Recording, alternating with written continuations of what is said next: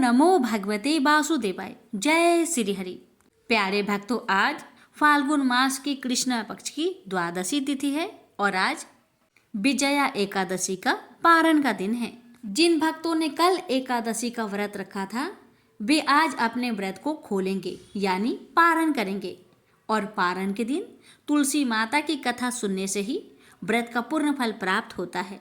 तो आज के इस वीडियो में आप सभी श्रवण करेंगे एकादशी पारण तुलसी माता की व्रत कथा। प्यारे भक्तों, द्वादशी एकादशी पारण के दिन तुलसी कथा सुनने का विशेष महत्व है। तुलसी को हिंदू धर्म में एक पवित्र और महत्वपूर्ण पौधा माना जाता है और यह देवी लक्ष्मी का प्रतीक भी है। द्वादशी तिथि भगवान विष्णु की पूजा के लिए अत्यधिक महत्व रखती है। इस दिन तुलसी का पूजन और तुलसी कथा श्रवण करने से व्यक्ति को पुण्य की प्राप्ति होती है और उनके जीवन में सुख समृद्धि और शांति आती है। आज के दिन जो भी भक्त श्रद्धा पूर्वक माँ तुलसी की कथा को पूरा सुनता है उस व्यक्ति को अपार पुण्य मिलती है जो आत्मिक और भौतिक समृद्धि की प्राप्ति में सहायक होता है। तुलसी जी का पौधा आयुर्वेद में भी औषधि के रूप में प्रयोग किया जाता है जिससे स्वास्थ्य लाभ मिलता है। कथा सुनने से मानसिक और शारीरिक स्वास्थ्य पर भी सकारात्मक प्रभाव पड़ता है। तुलसी जी के पौधे में भगवान विष्णु जी का वास माना जाता है, अतः तुलसी कथा सुनने से भगवान विष्णु जी की विशेष कृपा प्राप्त होती है। तो आइए प्यारे भक्तों, विजया एकादशी व्रत की पूर्ण फल प्राप्त करने के लिए इस पावन कथा का रसपान करते हैं। हे विष्णु भगवान, हे लक्ष्मी माता, आज की इस पावन कथा को जो भी भक्त श्रद्धा पूर्वक पूरा सुने उस भक्त की हर मनोकामना को पूर्ण करे। जय श्री हरि। ओम नमः शिवाय। प्रजापति महर्षि कश्यप की कई पत्नियां थी। उनमें से एक का नाम था दनु। दनु की संतान दानव कहलाए। उसी दनु के बड़े पुत्र का नाम दंभ था। दंभ बहुत ही सदाचारी और धार्मिक प्रवृत्ति का था।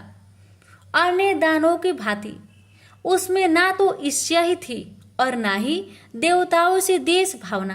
वह विष्णु का भक्त था और उन्हीं की आराधना किया करता था, लेकिन उसे एक ही चिंता सताती रहती थी कि उसके कोई पुत्र न था। आचार्य शुक्र ने उसे श्री कृष्ण मंत्र की दीक्षा दी। दंभ ने दीक्षा पाकर पुष्कर में महान अनुष्ठान किया। अनुष्ठान सफल हुआ। उसके अनुष्ठान से प्रसन्न होकर भगवान विष्णु प्रकट होकर बोले, बस मैं तुम्हारे अनुष्ठान से प्रसन्न हूँ, पर मांगो। दंभ बोला, भगवान यदि आप मेरी तपस्या से प्रसन्न है तो मुझे ऐसा पुत्र दे जो आपका भक्त हो और त्रिलोक की जय हो।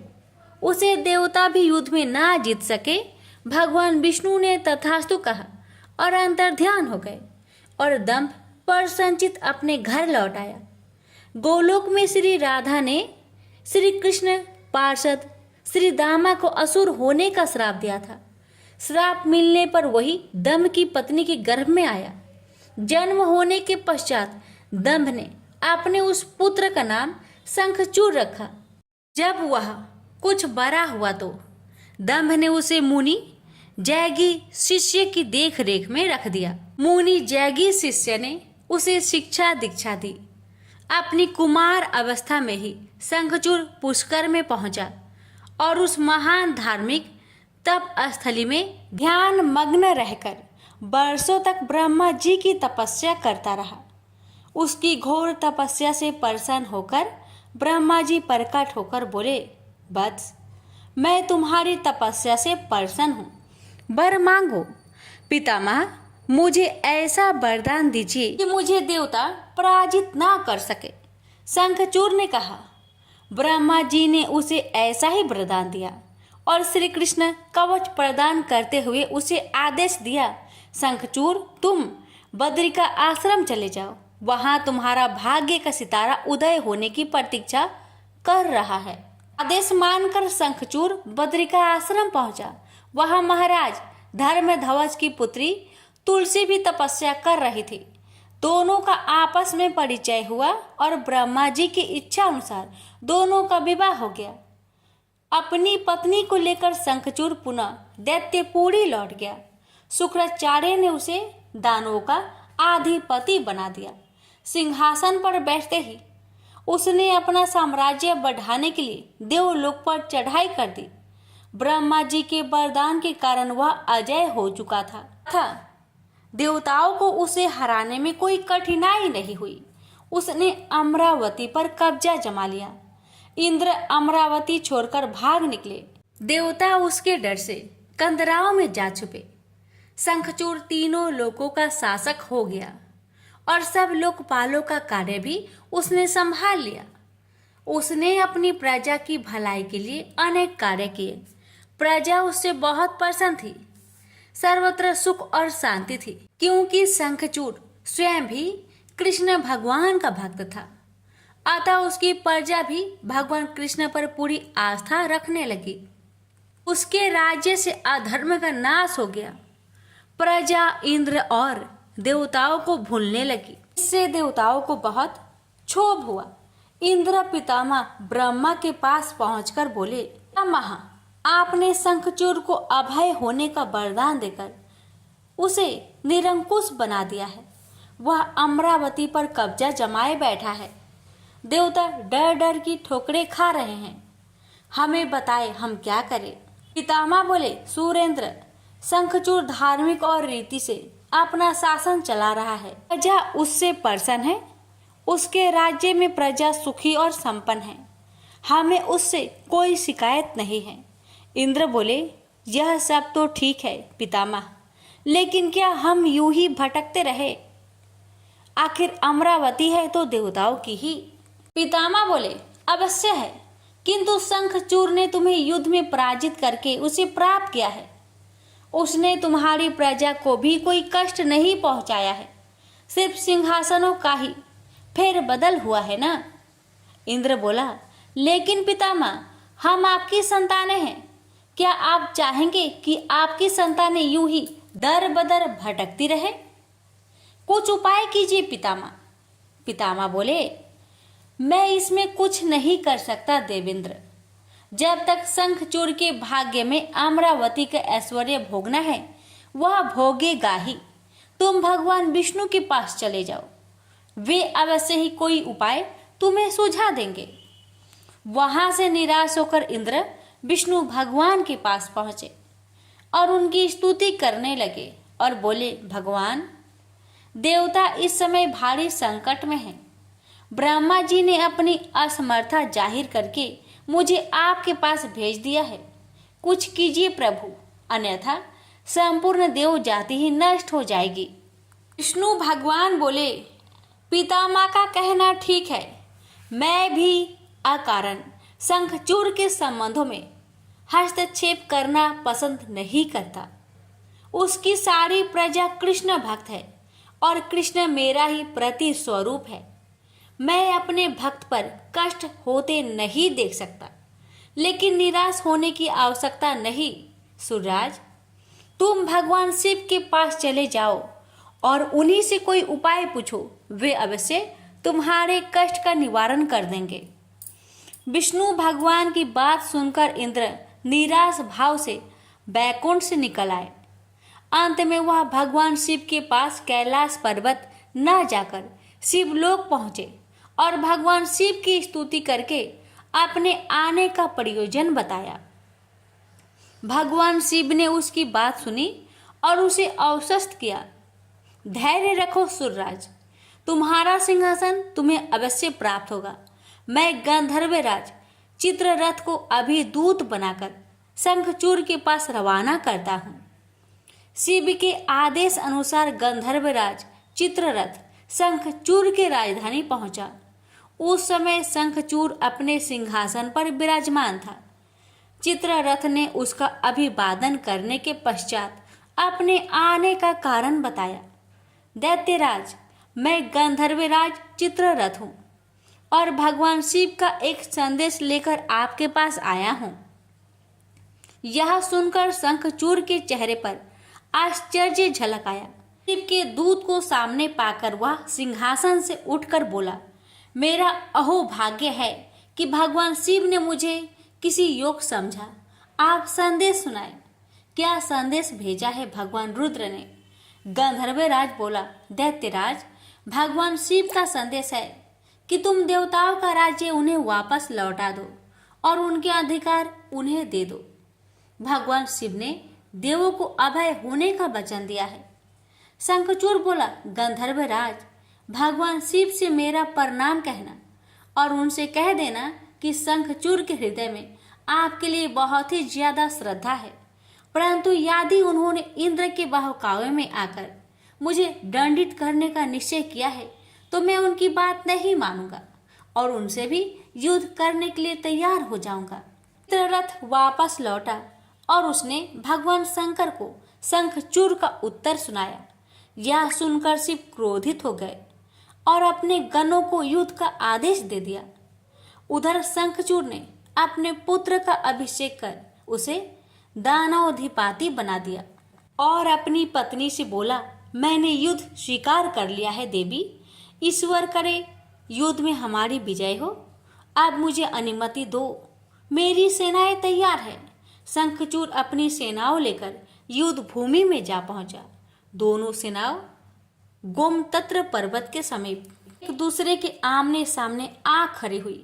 भगवान शिव ने शंखचूड़ के पास एक बार फिर संदेश भेजा कि वह नादानी ना करे और युद्ध से दूर रहकर उनकी बात मान ले, किंतु शंखचूड़ न माना और दोनों सेनाओं में घनघोर युद्ध छिड़ गया। भगवान शिव और शंखचूड़ आमने सामने डट गए। दोनों में अनेक अस्त्र शस्त्रों से युद्ध होने लगा। फिर भगवान शिव ने जैसे ही शंखचूड़ का वध करने के लिए त्रिशूल उठाया तो आकाशवाणी हुई, देवाधिदेव आप प्रलयंकर है, सर्वसमर्थ है, किंतु आपको मर्यादा की रक्षा करनी चाहिए। श्रुति की मर्यादा को नष्ट ना करे। जब तक शंखचूड़ के पास हरि का कवच है और जब तक उसकी पतिव्रता पत्नी मौजूद है तब तक उस पर बुढ़ापा नहीं आ सकता और ना ही उसकी मृत्यु हो सकती है। आकाशवाणी के खत्म होते ही शिव का त्रिशूल अपने आप रुक गया। तभी भगवान विष्णु प्रकट हुए। शिव से बोले, भगवान, आपने तो मुझे बड़े धर्म संकट में डाल दिया है। आप ही ने तो इंद्र को मेरे पास भेजा और जब मैंने उसे अभय करने के लिए युद्ध आरंभ किया तो अब आपका ही कवच आड़े आ रहा है। अब आप ही कोई उपाय सोचिए। विष्णु बोले, शंखचूड़ के श्राप का समय अब समाप्त होने ही वाला है। भगवान, अब इसे असुर योनि से मुक्त करके गोलोक भेजना पड़ेगा। यह कृष्ण भक्त है और कृष्ण मेरा ही प्रति स्वरूप है, अतः इसे वापस गोलोक भेजना होगा। फिर विष्णु ने एक ब्राह्मण का वेश धारण किया और शंखचूड़ के पास पहुंचकर बोले, दानवराज, मैं एक निर्धन ब्राह्मण हूँ, कुछ पाने की आस के लिए आपके पास आया हूँ। शंखचूड़ बोला, मांगो वृपवर, जो भी मेरे पास है उसे दे देने में मुझे किंचित भी विलंब नहीं लगेगा। मेरा सिर भी मांगोगे तो वह भी देने से मैं इनकार नहीं करूंगा। आप आदेश तो दो। ब्राह्मण भेषधारी विष्णु बोले, दैत्यराज, मुझे आपका सिर नहीं, आपका कवच चाहिए। बोलिए, देंगे अपना कवच। शंखचूड़ ने अपना कवच उतारकर ब्राह्मण भेषधारी विष्णु को सौंपते हुए कहा, अवश्य यदि भगवान कृष्ण की ऐसे ही इच्छा है तो ऐसा ही होगा। आप कवच ले जाइए। ब्राह्मण भेषधारी विष्णु कवच लेकर दैत्यपुरी पहुंचे। फिर उन्होंने शंखचूड़ का भेष धारण किया और राजमहल में जाकर शंखचूड़ की पत्नी तुलसी के पास पहुंचे। तुलसी ने उन्हें अपना पति ही समझा और उनका स्वागत किया। उस रात विष्णु शंखचूड़ के महल में ही ठहरे। अचानक ही पतिव्रता तुलसी को धोखे का आभास हुआ। वह चौंक कर बिस्तर से उठी, बोली, कौन है तू और मेरे साथ छल करने का तुम्हें साहस कैसे हुआ? जल्दी बोल, अन्यथा अपने पतिव्रत तेज से अभी भस्म करती हूँ। विष्णु अपने वास्तविक रूप में प्रकट हो गए। उन्होंने तुलसी को समझाते हुए कहा, सुनो जी, तुम्हारे पति का समय पूरा हुआ। एक श्राप के कारण ही उसे असुर योनि में आना पड़ा था। अब से वह गोलोक में रहेगा, क्योंकि तुम्हारा पतिव्रत धर्म ही उसकी रक्षा कर रहा था, इसलिए मुझे छल करके तुम्हें कलुषित करना पड़ा। तुलसी रोते हुए बोली, यह आपने अच्छा नहीं किया भगवान, क्यों मेरे साथ छल करके मेरा अस्तित्व नष्ट किया। मैं श्राप देती हूँ कि आज से आपको भी पत्थर बन जाना पड़ेगा। आप में दया ममता नहीं है, आप पत्थर है पत्थर। विष्णु बोले, और मैं भी तुम्हें वर देता हूँ तुलसी कि मेरे पत्थर बन जाने पर तुम्हें भी मेरे पास ही स्थान मिलेगा। भविष्य में लोग तुलसी और शालिग्राम की पूजा करेंगे। तुलसी के बगैर शालिग्राम की पूजा अधूरी रहेगी। उसके बाद विष्णु अंतर्ध्यान हो गए और युद्ध भूमि में खड़े शिव को अपनी दिव्य शक्ति से सब कुछ बता दिया। शंखचूड़ और शिव में पुनः युद्ध आरंभ हो गया, किंतु तुलसी के पतिव्रत धर्म नष्ट हो जाने से शंखचूड़ की शक्ति घट गई थी। अतः शिव ने अपना त्रिशूल उसकी ओर फेंका तो वह सीधा शंखचूड़ की हृदय स्थल को भेद गया। वातावरण में हजारों बिजलियां एक साथ कौंध गई, चारों दिशाएं कांप उठी और देखते ही देखते शंखचूड़ धरती पर जा गिरा। गिरते ही उसके प्राण पेखरू उड़ गए। श्राप से मुक्ति मिलते ही श्री दामा गोलोक जा पहुंचा। उसकी भस्म से एक शंख प्रकट हुआ जो कालांतर में भगवान शिव के हाथों की शोभा बना। देवताओं ने शिव की जय जयकार की और इंद्र को अपना सिंहासन पुनः प्राप्त हो गया। प्रेम से बोलिए, हर हर महादेव, माता पार्वती की जय, लक्ष्मी नारायण की जय, तुलसी माता की जय, शालिग्राम भगवान की जय। एक बार माता लक्ष्मी भगवान विष्णु से पूछती है, हे स्वामी, तुलसी के पास दीपक जलाने का क्या महत्व है और रोज शाम को तुलसी के पास दिया क्यों जलाया जाता है? इससे मनुष्य को कौन सा फल प्राप्त होता है? तुलसी के पास दीपक जलाने की विधि क्या है तथा दीपक जलाते समय कौन से मंत्र का उच्चारण करना चाहिए? कृपया आप मुझे विस्तार से बतलाइए। तब भगवान विष्णु जी कहते हैं, हे देवी, आज आपने समस्त मानव जाति के कल्याण के लिए बहुत ही महत्वपूर्ण प्रश्न किया है। आपके इस प्रश्न का उत्तर देने से पूर्व मैं आपको एक प्राचीन कथा सुनाता हूं, जिससे आपको सभी प्रश्न के उत्तर मिल जाएंगे। इसलिए आप इस कथा को बड़े ही श्रद्धा प्रसन्नचित पूर्वक पूरा सुनिए। इस कथा को ध्यान से पूरा सुनने मात्र से ही मनुष्य को, भक्तों को 100 वर्षों तक तुलसी के पास दीपक जलाने का पुण्य प्राप्त हो जाता है। फिर माता लक्ष्मी कहती है, हे स्वामी, हे भगवान, मैं इस कथा को सुनने के लिए बड़ी उत्सुक हूं। कृपया आप इस कथा को सुनाना प्रारंभ कीजिए। तब भगवान विष्णु माता लक्ष्मी को वह कथा सुनाने लग जाते हैं कि हे देवी, पूर्व काल की बात है। दक्षिण दिशा में तुंगभद्रा नाम की एक बहुत बड़ी नदी है। इस नदी के किनारे पर हरिहरपुर नाम का एक अत्यंत सुंदर नगर बसा हुआ था। उसी नगर में काशी नाम के एक ब्राह्मण निवास करते थे। वे अत्यंत गुणवान, चरित्रवान, धर्म कार्य करने वाले तथा वेदों के मार्ग पर चलने वाले थे। उन्होंने समस्त शास्त्र का अध्ययन किया हुआ था। उस ब्राह्मण की एक पत्नी थी जिसे लोग दुराचार कहकर पुकारते थे, क्योंकि उसके कर्म ही उसके नाम के अनुसार थे। वह सदैव ही अपने पति को अपमानित करती थी। वह अपने पति के लिए कुवाच्य कहती रहती, पति को भयंकर दुख देती थी, पति के लिए कभी भोजन नहीं बनाती थी, अपने पति के साथ कभी शयन नहीं किया, कभी उसके साथ प्रेम से व्यवहार तक नहीं किया।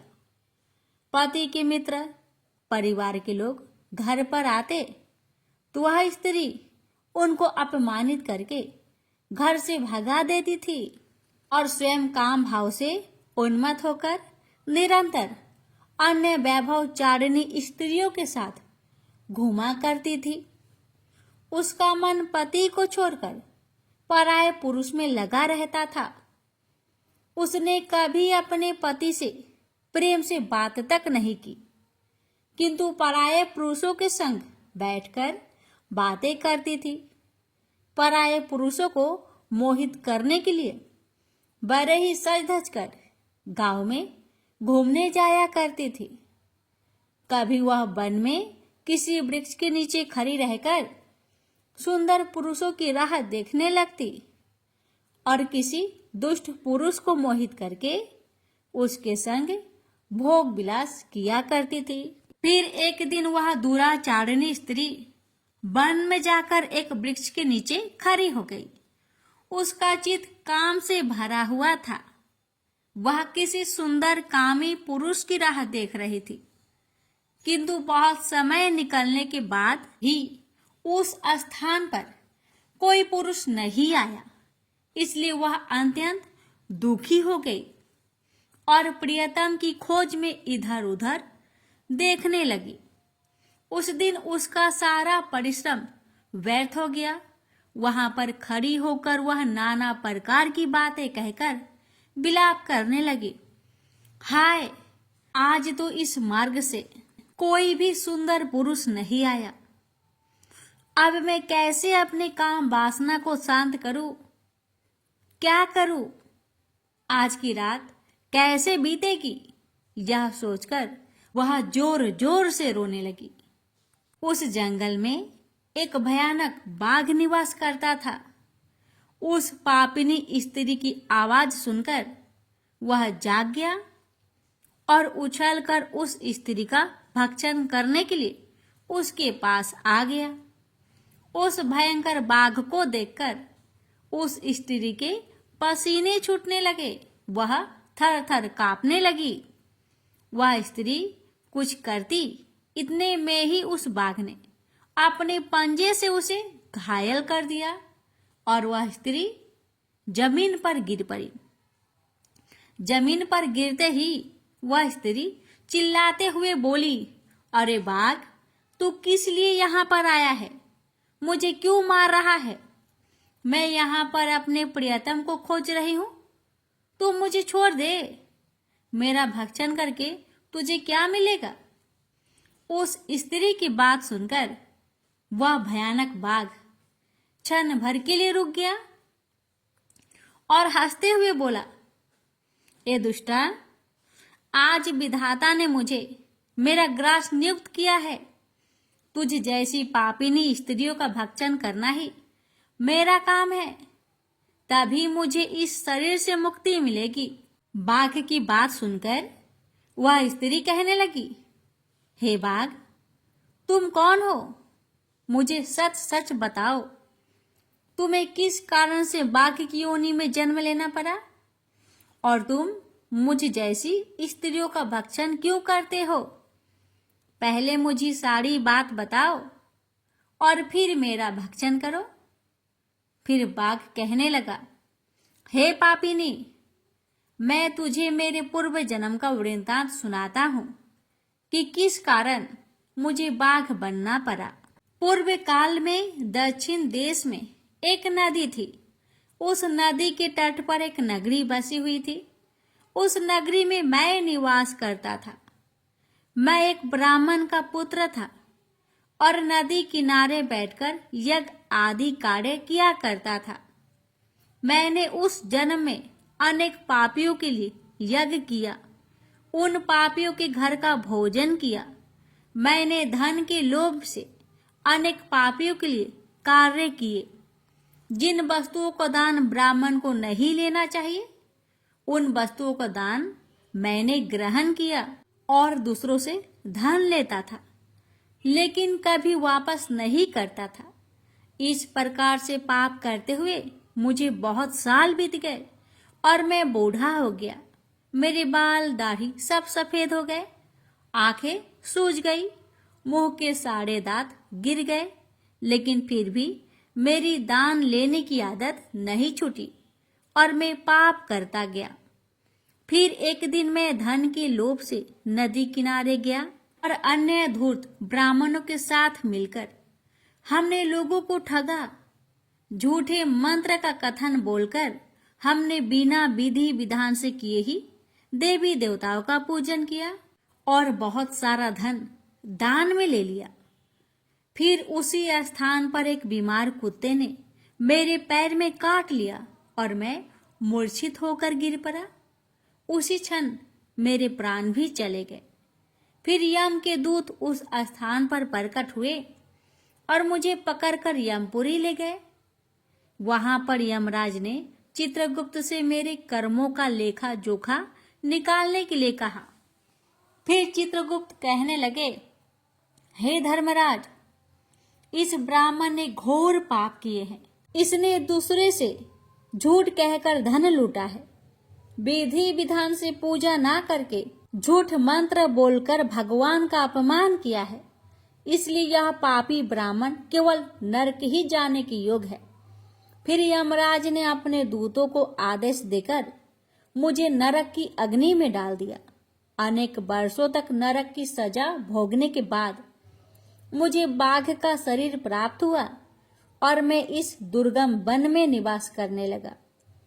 मैं अपने पूर्व जन्म के पापों को याद करके कभी भी कोई भी महात्मा पुरुष या फिर साधु संत हो, सती स्त्रियों का मैं भक्षण नहीं करता हूँ।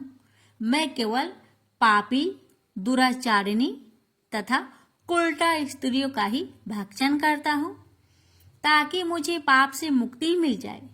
इस प्रकार से उस बाघ ने अपने पूर्व जन्म का पूरा कथा उस पापिनी को सुना दिया और फिर उस स्त्री से कहने लगा, हे पापिनी, तेरे आचरण से तू उल्टा दिखाई पड़ती है। अपने पति को छोड़कर तू इस वन में अन्य पुरुष के साथ भोग विलास करने आई है। इसलिए आज तो तू मेरा ग्रास अवश्य बनेगी। इतना कहकर उस बाघ ने अपने तीक्ष्ण नाखून से उस पापिनी स्त्री के टुकड़े टुकड़े करके उसे खा लिया। फिर उस स्थान पर यम के दूत प्रकट हुए और उस पापिनी स्त्री को उठाकर यमपुरी ले गए। वहां पर उसे यमराज के सामने खड़ा किया गया। फिर चित्रगुप्त ने उस स्त्री का लेखा जोखा निकालते हुए यमराज जी से कहने लगे, हे धर्मराज, यह स्त्री तो अत्यंत पापिनी है। इसने घोर पाप किए हैं। इसने व्यभिचार किया है। इसने अपनी पति की कभी सेवा नहीं की। अपने पति को भूलकर पराये पुरुषों के संग भोग विलास किया करती। उसके पाप को सुनकर यमराज जी ने उस स्त्री को अग्नि से भरे हुए कुंडों में डालने का आदेश दिया। अनेक वर्षों तक उसे उस कुंड में पकाया गया। फिर उसे निकालकर दूसरे नरक में डाल दिया गया। इस प्रकार से उसे अनेक वर्षों तक अलग अलग नरकों में डाला गया और नरकों में डालने के बाद वह महापापी स्त्री पुनः पृथ्वी लोक पर आकर चांडाल के रूप में उत्पन्न हुई। चांडाल के घर में जन्म लेकर वह फिर से अनेक पाप करने लगी, व्यभिचार करने लगी, अनेक पापी पुरुषों के संग विहार करने लगी। कुछ समय बाद पूर्व जन्म के पापों के कारण उसे कोढ़ का रोग हो गया और वह भयानक पीड़ा सहन करने लगी। उसका अंग अंग जलने लगा। उसके नेत्रों में पीड़ा होने लगी। इस दुख को सहन करती हुई अपना जीवन को बिता रही थी। फिर एक दिन वह तीर्थ में स्नान करने के उद्देश्य से अनंतपुरा में चली गई। वहां पर वह एक आश्रम के बाहर निवास करने लगी। वहां उस आश्रम में एक तुलसी जी का पौधा था। अन्य स्त्रियों को वहां पर तुलसी जी के पास दीपक जलाते हुए देखकर उस महापापी स्त्री ने भी वही किया। उसने तुलसी जी के पौधे के पास जाकर एक घी का दीपक जला दिया। फिर उसी रात हृदय घात से उसकी मृत्यु हो गई और यमराज के दूत उसे लेने के लिए आ गए। जैसे ही यम के दूत उस पापी स्त्री को पास में बांध कर ले जाने लगे, वैसे ही भगवान विष्णु के दो पार्षद उस स्थान पर प्रकट हुए और उन्होंने उन दोनों को रोक लिया और कहने लगे, हे दूतों, इस स्त्री को तुम छोड़ दो, यह नरक जाने की योग्य नहीं है। तुम किसके आदेश से ऐसा अधर्म कर रहे हो? फिर यम के दूत कहने लगे, हे पार्षदों, हम यमराज के आदेश से इस पापी स्त्री को उठाकर ले जा रहे हैं, किंतु आप हमें किस कारण से रोक रहे हैं? यह स्त्री अत्यंत पापी है, महापापी है। इसने बहुत घोर पाप किए हैं, इसे नरक में जाने की आज्ञा मिली है। फिर पार्षद कहने लगे, हे दूतों, यह स्त्री तो विष्णु भगवान की भक्त है, यह नरक जाने की योग्य नहीं है। इसने शाम के समय तुलसी जी के पास दीपक जलाया है, इसी कारण से इसके समस्त पाप नष्ट हो गए हैं। इसलिए अब यह नरक जाने की योग्य नहीं है, यह स्वर्ग जाने की अधिकारी बन चुकी है। पार्षदों की बात सुनकर यमदूतों ने उस स्त्री को उस स्थान पर छोड़ दिया और यमलोक लौट गए। वहां जाकर उन्होंने यमराज को सारा वृत्तांत सुना दिया। फिर भगवान विष्णु के पार्षद उस स्त्री को दिव्य विमान पर बैठाकर स्वर्ग ले गए। भगवान विष्णु कहते हैं, हे देवी, इस प्रकार से तुलसी के पास दीपक जलाने मात्र से ही मनुष्य के सभी पाप नष्ट हो जाते हैं, सभी संकट कट जाते हैं। जो स्त्री नित्य शाम को तुलसी जी के पास दीपक जलाती है, वह सौभाग्यशाली बन जाती है। उसके पूर्व जन्मों के सभी पाप नष्ट हो जाते हैं, उसे सुख समृद्धि की प्राप्ति होती है। रोज तुलसी के पास दीपक जलाते समय इस मंत्र का उच्चारण करना चाहिए। ओम तुलसी देवे च विद्महे विष्णु प्रियाय च धीमहि तन्नो वृंदा प्रचोदया। इसका अर्थ है, विष्णु प्रिया तुलसी, मैं आपको नमन करती हूँ, आप मुझे उच्च बुद्धि दीजिए। हे वृंदा, आप मेरे मन को रोशन करें। भगवान विष्णु कहते हैं, हे देवी, हजारों अमृत के घरों से नहलाने पर भी श्री हरि विष्णु को उतनी तृप्ति नहीं होती जितनी कि वे मनुष्य के द्वारा तुलसी का एक पत्ता चढ़ाने से प्राप्त करते हैं। 10,000 गौदान से मानव को जो फल प्राप्त करता है, वही फल तुलसी पत्र के दान से पा लेता है। जो मृत्यु के समय अपने मुख में तुलसी पत्र का जल पा जाता है, वह संपूर्ण पापों से मुक्त होकर भगवान श्री हरि विष्णु के धाम को जाता है। हिंदू धर्म में तुलसी के पौधे का महत्व सबसे अधिक है। इसकी सबसे पहले पूजा भगवान विष्णु ने की थी। भगवान विष्णु कहते हैं, जिस प्रकार से देवी लक्ष्मी से बैकुंठ को ऐश्वर्य प्राप्त है, उसी प्रकार से बैकुंठ में तुलसी के कारण ही पवित्रता प्राप्त है। पृथ्वी लोक पर जिस स्थान पर भी तुलसी का पौधा होगा, उस स्थान पर कभी बुराई का वास नहीं होगा। ऐसा स्थान सबसे अधिक पवित्र होगा। इसी कारण से हमें हमारे घर में तुलसी का पौधा अवश्य लगाना चाहिए।